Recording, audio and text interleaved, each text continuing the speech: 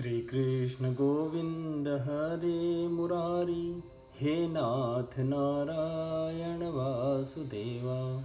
श्री कृष्ण गोविंद हरे मुरारी, हे नाथ नारायण वासुदेवा। हे नाथ नारायण वासुदेवा, हे नाथ नारायण वासुदेवा। श्रीमद्भागवत तृतीय स्कंद अथाष्टाविंशोऽध्याय। अष्टांग योग की विधि। श्री भगवान उवाच। योगस्य लक्षणं वक्ष्ये सबीजस्य नृपात्मज। मनो येनैव विधिना प्रसन्नं यति सत्पथं। स्वधर्माचरणं शक्त्या विधर्माच्च निवर्तनं। देवालब्धेन सन्तोष आत्मविचारणार्चनम्।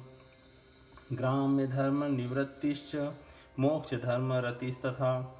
मितमेध्यादनं शश्व द्विविक्त क्षेम सेवनम्। अहिंसा सत्यमस्तेयं यावदर्थ परिग्रह। ब्रह्मचर्यं तपः शौचं स्वाध्याय पुरुषार्चनम्। कपिल भगवान कहते हैं, माता जी, अब मैं तुम्हें सबीज ध्येय स्वरूप के आलंबन से युक्त योग का लक्षण बताता हूँ, जिसके द्वारा चित्त शुद्ध एवं प्रसन्न होकर परमात्मा के मार्ग में प्रवृत्त हो जाता है। यथाशक्ति शास्त्र विहित स्वधर्म का पालन करना तथा शास्त्र विरुद्ध आचरण का परित्याग करना। प्रारब्ध के अनुसार जो कुछ मिल जाए उसी में संतुष्ट रहना। आत्मज्ञानियों के चरणों की पूजा करना। विषय वासनाओं को बढ़ाने वाले कर्मों से दूर रहना। संसार बंधन से छुड़ाने वाले धर्मों में प्रेम करना। पवित्र और परिमित भोजन करना। निरंतर एकांत और निर्भय स्थान में रहना। मन, वाणी और शरीर से किसी जीव को न सताना। सत्य बोलना, चोरी न करना, आवश्यकता से अधिक वस्तुओं का संग्रह न करना। ब्रह्मचर्य का पालन करना, तपस्या करना, धर्म पालन के लिए कष्ट सहना, बाहर भीतर से पवित्र रहना, शास्त्रों का अध्ययन करना, भगवान की पूजा करना। मौनं सदासनजय स्थैर्यं प्राणजयः शनैः। प्रत्याहारश्चेन्द्रियाणां विषयान् मनसारथि। स्वदेश्यानां मेकदेशे मनसा प्राणधारणं। वैकुण्ठलीलाभिध्यानं समाधानं तथात्मनः। ऐतर्नेश्च पथिर्भिर्मनो दुष्टसत्पथम्। बुद्धया युञ्जीत शनकैर्जित प्राणो यतीन्द्रितः। शुचौ देशे प्रतिष्ठाप्य विजितासनासनं। तस्मिन् स्वस्ति समासीन ऋजुकाय समभ्यसेत। प्राणस्य शोधयेन्मार्गं पूरकुम्भकरे च कः। प्रतिकूलेन वा चित्तं यथा स्थिरमचञ्चलं। मनोचिरात्याद्विरजम्। जितश्वासस्य योगिनः वायव्ग्निभ्यां यथा लोहं ध्यातं त्यजति वैमलं। प्राणायामे दर्हे दोषान् धारणाभिश्च किल्बिषान्। प्रत्याहारेण संसर्गान् ध्याने नानीश्वरान् गुणान्। यदा मनः स्वं विरजं योगेन सुसमाहितं। काष्ठां भगवतो ध्यायेस्त्वनासाग्रावलोकनः। प्रसन्नवदनाम्भोजं पद्मगर्भारुणेक्षणं। नीलोत्पलदलश्यामं शङ्खचक्रगदाधरं। लसत्पङ्कजं किञ्जल्कपीतकौशेयवाससं। श्रीवत्सवक्षसं भ्राजकौस्तुभामुक्तकन्धरम्। वाणी का संयम करना, उत्तम आसनों का अभ्यास करके स्थिरता पूर्वक बैठना, धीरे धीरे प्राणायाम के द्वारा श्वास को जीतना, इंद्रियों को मन के द्वारा विषयों से हटाकर अपने हृदय में ले जाना, मूलाधार आदि किसी एक केंद्र में मन के सहित प्राणों को स्थिर करना, निरंतर भगवान की लीलाओं का चिंतन और चित्त को समाहित करना, इनसे तथा व्रत दान आदि दूसरे साधनों से भी सावधानी के साथ प्राणों को जीतकर बुद्धि के द्वारा अपने कुमार्गगामी दुष्ट चित्त को धीरे धीरे एकाग्र कर परमात्मा के ध्यान में लगावें। पहले आसन को जीतें, फिर प्राणायाम के अभ्यास के लिए पवित्र देश में कुश मृग चर्म आदि से युक्त आसन बिछावें। उस पर शरीर को सीधा और स्थिर रखते हुए सुखपूर्वक बैठकर अभ्यास करें। आरंभ में बाएं नासिका से पूरक, कुंभक और रेचक करें। फिर इसके विपरीत दाहिनी नासिका से प्राणायाम करके प्राण के मार्ग का शोधन करें, जिससे चित्त स्थिर और निश्चल हो जाए। जिस प्रकार वायु और अग्नि से तपाया हुआ सोना अपने मल को त्याग देता है, उसी प्रकार जो योगी प्राण वायु को जीत लेता है, उसका मन बहुत शीघ्र शुद्ध हो जाता है।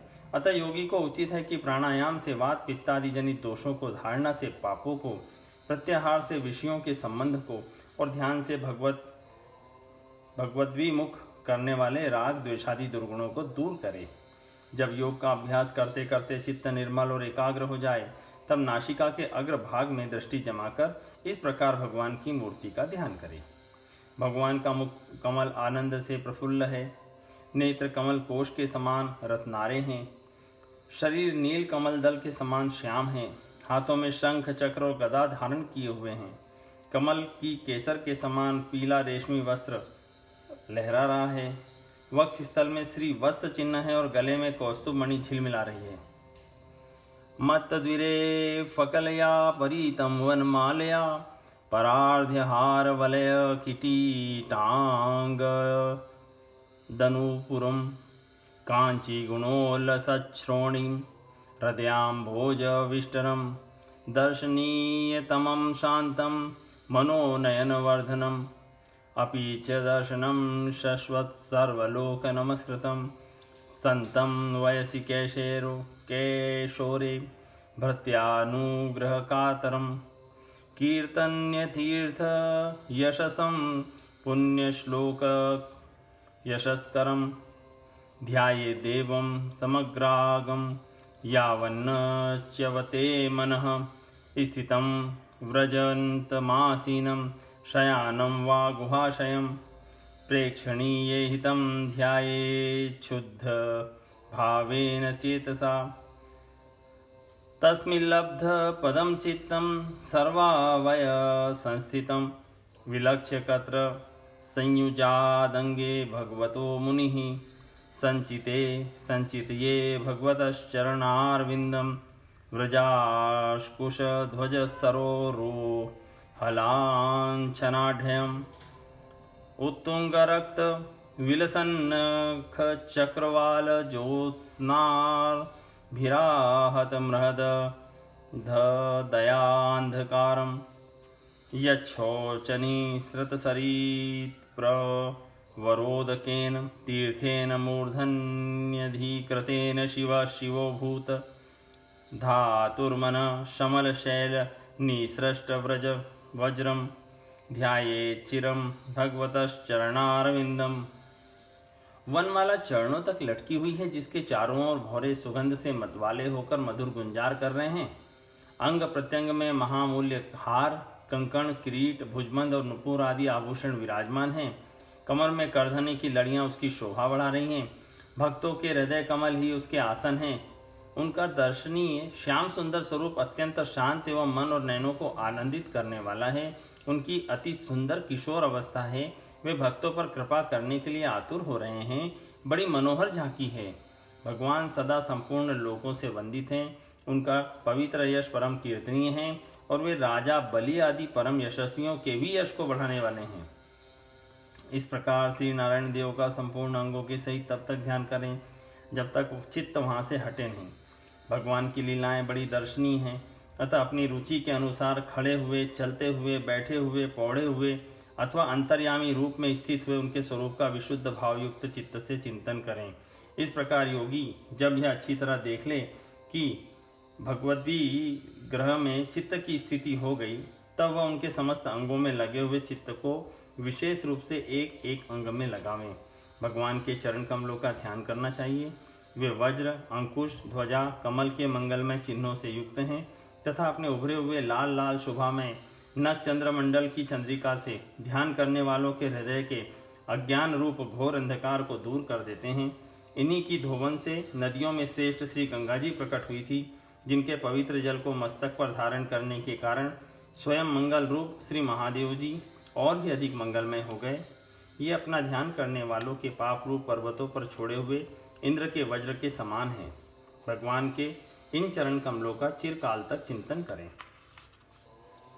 जानुद्वयं जलोचनया जनन्या लक्ष्म्याखिलस्य सुरवन्दितया विधातुः उर्वे निधाय करपल्लवरोचिषायत संलालितं हृदि विभोर्भवस्य कुर्यात् उरुसुपर्ण भुजयोर्धिशोभमाना वोजो निधि अतसिका कुसुमावभासो व्यालम्बी पीतवरवाससी वर्तमान कांची कलाप परिरंभी नितंबबिंबम नादीरदम भुवनकोश गुहोदरस्थम यत्रात्मयो निधिषणाखिललोकपद्मं व्यूढं हरिन्मणि वृषस्तनयोरमुष्य ध्यायेद्वयं विशदहारमयूखगौरं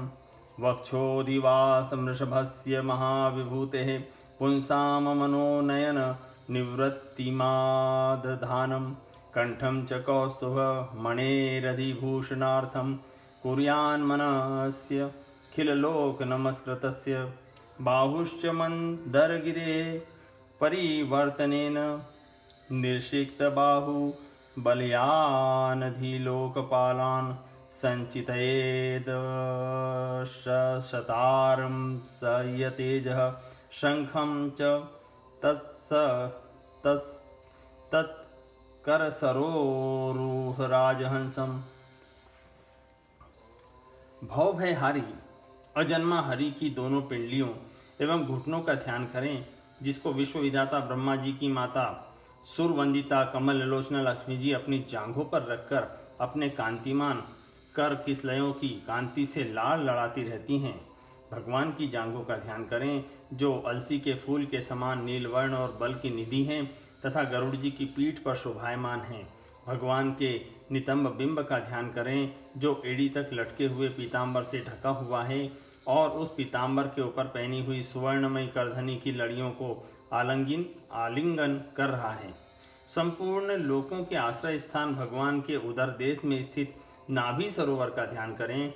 इसी में से ब्रह्मा जी का आधारभूत सर्वलोक में कमल प्रकट हुआ है।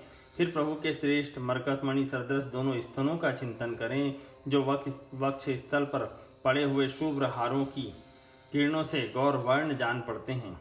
इसके पश्चात पुरुषोत्तम भगवान के वक्ष स्थल का ध्यान करें, जो महालक्ष्मी का निवास स्थान और लोगों के मन एवं नेत्रों को आनंद देने वाला है। फिर संपूर्ण लोगों के वंदनीय भगवान के गले का चिंतन करें, जो मानव कौस्तुभ मणि को सुशोभित करने के लिए ही उसे धारण करता है। समस्त लोकपालों की आश्रय भूता भगवान की चारों भुजाओं का ध्यान करें, जिसमें धारण किए हुए कंकणादि आभूषण समुद्र मंथन के समय मंदराचल की रगड़ से और भी उजले हो गए हैं। इस प्रकार जिसके तेज को सहन नहीं किया जा सकता, उस सहस्त्र धारों वाले सुदर्शन चक्र का तथा उनके कर कमल में राजहंस के समान विराजमान शंख का चिंतन करें। श्री हरि श्री हरि। कौमोदकीं भगवतो दयितां स्मरेत दिग्धामरातिभट शोणित कर्दमेन मालां मधुव्रत वरूथ गिरोपधुष्टां चैतस्य तत्त्वममलं मणिमस्य कंठे भृत्यानुकंपितधीयेह गृहीतमूर्तेः संचितये भगवतो वदनारविन्दं यद्विस्फुरन्मन्करकुण्डलवल्गिन्तेन विद्योतितामल्कपोलमुदारनासं यच्छ्रीनिकेतमलिभिः परिसेव्यमानं भूत्वा स्वया कुटिलकुन्तलवृन्दजुष्टं मीनद्वयाश्रयं दीक्षीपदब्जनेत्रं ध्यायेन्मनोन्मये मतन्द्रित उल्लसद्भ्रूः तस्यावलोकमधिकं कृपयाति घोर तापत्रयोपशमनाय निसृष्टं लक्ष्यम् स्निग्धस्मितागुणितं विपुलप्रसादं ध्यायेत् चिरं विततभावनया गुहायां हासं हरेर्वनखिललोकतीव्रः शोकाश्रुसागरविशोषणमृत्युदारं सम्मोहनाय रचितं निजमाययास्य भूमण्डलं मुनिकृते मकरध्वजस्य फिर विपक्षी वीरों के रुधिर से सनी हुई प्रभु की प्यारी कौमोद की गदा का भौरों के शब्द से गुंजायमान वनमाला का और उनके कंठ में सुशोभित संपूर्ण जीवों के निर्मल तत्व रूप कौस्तुभ मणि का ध्यान करें। भक्तों पर कृपा करने के लिए ही यहाँ साकार रूप धारण करने वाले श्री हरि के मुख कमल का ध्यान करें, जो सुघड़ नासिका से सुशोभित है और झिलमिलाते हुए मकराकृत कुंडलों के हिलने से अतिशय प्रकाशमान स्वच्छ कपोलों के कारण बड़ा ही मनोहर जान पड़ता है। काली काली घुंघराली अलकावली से मंडित भगवान का मुखमंडल अपनी छवि के द्वारा भ्रमरों से सेवित कमल कोश का भी तिरस्कार कर रहा है और उसके कमल सदृश विशाल एवं चंचल नेत्र उस कमल कोश पर उछलते हुए मछलियों के जोड़े की शोभा को मात कर रहे हैं। उन्नत भ्रूलताओं से सुशोभित भगवान के ऐसे मनोहर मुखारविंद की मन में धारणा करके आलस्य रहित हो उसी का ध्यान करें। हृदय गुहा में चिरकाल तक भक्ति भाव से भगवान के नेत्रों की चितवन का ध्यान करना चाहिए, जो कृपा से और प्रेम भरी मुस्कान से क्षण क्षण अधिकाधिक बढ़ती रहती हैं, विपुल प्रसाद की वर्षा करती रहती हैं और भक्तजनों के अत्यंत घोर तीनों तापों को शांत करने के लिए ही प्रकट हुई है। श्री हरि का हास्य प्रणत जनों के तीव्र से तीव्र शोक के अश्रु सागर को सुखा देता है और अत्यंत उदार है। मुनियों के हित के लिए कामदेव को मोहित करने के लिए ही अपनी माया से श्री हरि ने अपने भ्रूमंडल को बनाया है, उनका ध्यान करना चाहिए।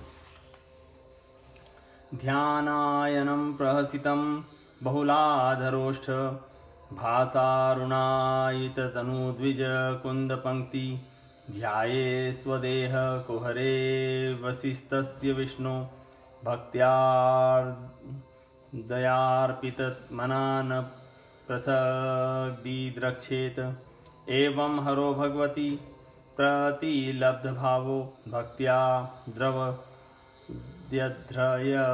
उत्पुलकः प्रमोदात् औत्कण्ठय बाष्पकलया मुहुरर्धमान स्तचापि चित्त बडिशं शनकैर्वियुक्ते मुक्ताश्रयं यर्हि निर्विषयं विरक्तं निर्वाणमृच्छति मनः सहसा यथार्चिः आत्मानमत्र पुरुषो व्यवधानमेक मन्वीक्षते प्रतिनिवृत्त गुणप्रवाह सोप्येतया चर्मया मनसो निवृत्त्या तस्मिन् महिम्न्यवसितः सुखदुःखबाहो बाह्ये हेतुत्वमप्यसति कर्तरि दुःखयोर्यत स्वात्मन विधत्त उपलब्ध परात्मकाष्ठः देहं च तं न चर्मः स्थितमुत्थितं वा सिद्धो विपश्यति यतो ध्यगमत्स्वरूपं देवादुपेधमथ देववशादपेतं वासो यथा परिकृतं मदिरामदान्धः। अत्यंत प्रेमार्ध भाव से अपने हृदय में विराजमान श्री हरि के खिलखिलाकर हंसने का ध्यान करें, जो वस्तुतः ध्यान के ही योग्य है तथा जिसमें ऊपर और नीचे के दोनों होठों की अत्यधिक अरुण कांति के कारण उनके कुंद कली के समान शुभ्र छोटे छोटे दांतों पर लालिमा सी प्रतीत होने लगी है। इस प्रकार ध्यान में तन्मय होकर उनके सिवा किसी अन्य पदार्थ को देखने की इच्छा न करें। इस प्रकार के ध्यान के अभ्यास से साधक का श्री हरि में प्रेम हो जाता है, उसका हृदय भक्ति से द्रवित हो जाता है, शरीर में आनंदातिरेक के कारण रोमांच होने लगता है, उत्कंठा जनित प्रेमाश्रुओं की धारा में वह बार बार अपने शरीर को नहलाता है और फिर मछली पकड़ने के कांटे के समान श्री हरि को अपनी ओर आकर्षित करने के साधन रूप अपने चित्त को भी धीरे धीरे ध्येय वस्तु से हटा लेता है। जैसे तेल आदि के चूक जाने पर दीप शिखा अपने कारण रूप तेजस तत्व में लीन हो जाती है, वैसे ही आश्रय विषय और राग से रहित होकर मन शांत और ब्रह्माकार हो जाता है।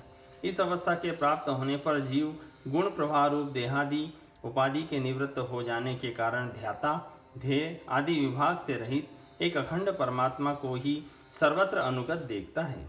योगाभ्यास से प्राप्त हुई चित्त की इस अविद्या रहित लय रूप निवृत्ति से अपनी सुख दुख रहित ब्रह्म रूप महिमा में स्थित होकर ब्रह्मात्म तत्व का साक्षात्कार कर लेने पर वह योगी जिस सुख दुख के भोक्तृत्व को पहले अज्ञानवश अपने स्वरूप में देखता था, उसे अब अविद्याकृत अहंकार में ही देखता है। जिस प्रकार मदिरा के मद से मतवाले पुरुष को अपनी कमर पर लपेटे हुए वस्त्र के रहने या गिरने की कुछ भी सुधि नहीं रहती, उसी प्रकार चर्मावस्था को प्राप्त हुए सिद्ध पुरुष को भी अपनी देह के उठने बैठने अथवा देहवश कहीं जाने या लौट आने के विषय में कुछ भी ज्ञान नहीं रहता, क्योंकि वह अपने परमानंदमय स्वरूप में स्थित है। देहोऽपि देववशगः खलु कर्म यावत् स्वारंभकं प्रति समीक्षते वसासुः तं स प्रपञ्चं धीरूढसमाधियोगः स्वाप्नं पुनर्न भजते प्रतिबुद्धवस्तु यथा पुत्रा च वित्ता च पृथङ्गमर्त्य प्रतीयते अप्यात्मत्वेनाभिमता देहादे पुरुषस्तथा यथोल्मुल्काद्विस्फुलिङ्गाद्दुदाद्वापि स्वसंभवात् अप्यात्मत्वेनाभिमताद्यः थाग्निः पृथगुल्मुकात् भूतेन्द्रियान्तःकरणात् प्रधानात् जीवसंगीतात् आत्मा तथा पृथक द्रष्टा भगवान ब्रह्म संगीतः सर्वभूतेषु चात्मानं सर्वभूतानि चात्मनि इच्छेतानन्यभावेन भूतेष्विव तदात्मताम् स्वयोनिषु यथा ज्योतिरेकं नाना प्रतीयते योनिनां गुष्वैषम्यात् तथात्मा प्रकृतो स्थितः तस्मादिमां स्वां प्रकृतिं देवी सदात्मिकां दुर्विभाभ्यां पराभाव्य स्वरूपेणावतिष्ठते।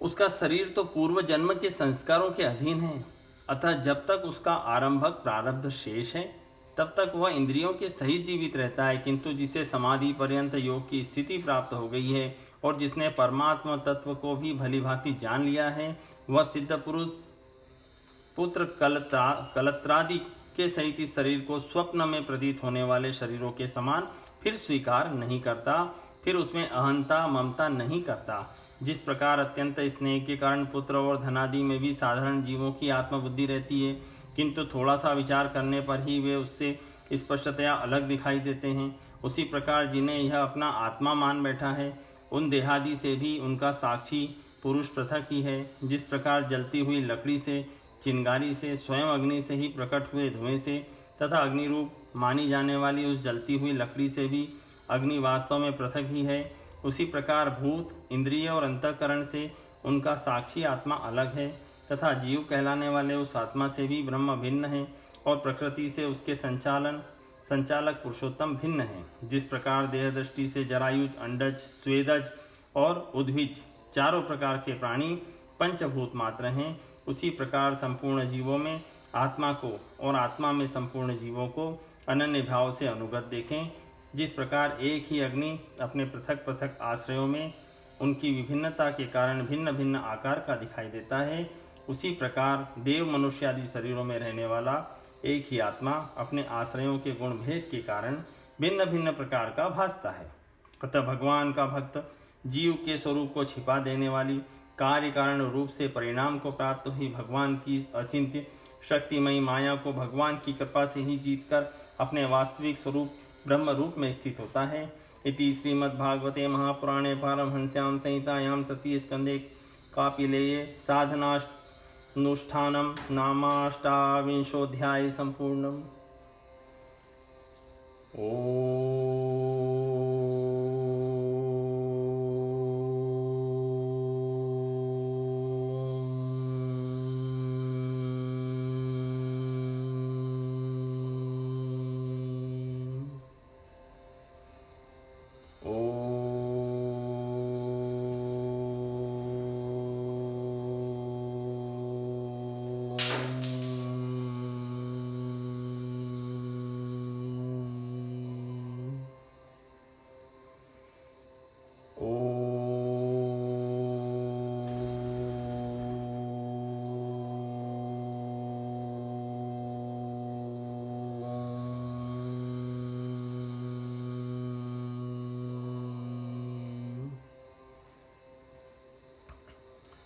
श्री कृष्ण गोविंद हरे मुरारी, हे नाथ नारायण वासुदेव।